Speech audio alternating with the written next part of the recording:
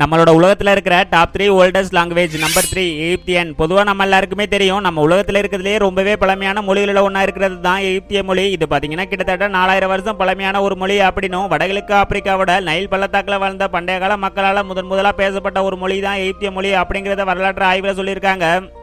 அதுக்கு முன்னாடி யாருக்கெல்லாம் தமிழ் பிடிக்குமோ அவங்க எல்லாரும் லைக் பண்ணுங்க. அதோட நீங்க எந்த மொழியை பழமையான மொழி அப்படின்னு நினைக்கிறீங்க அப்படிங்கிறத கமெண்ட்ல சொல்லுங்க.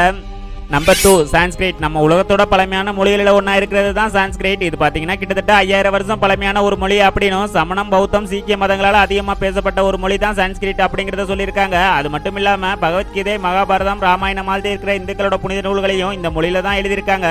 நம்பர் 1 தமிழ். பொதுவாக நம்ம எல்லாருக்குமே தெரியும், கல் தோன்றி மண் தோன்றா காலத்தே முன் தோன்றிய மூத்த மொழி தமிழ் அப்படின்னு. அந்த வரிக்கு ஏற்ற மாதிரியே கிட்டத்தட்ட பல்லாயிரம் வருஷம் பழமையான ஒரு மொழி தான் நம்ம தமிழ். அது மட்டும் இல்லாமல் ஆதி காலத்தில் நம்ம குமரி கண்டத்தில் பேசப்பட்ட ஒரு மொழி தான் தமிழ்.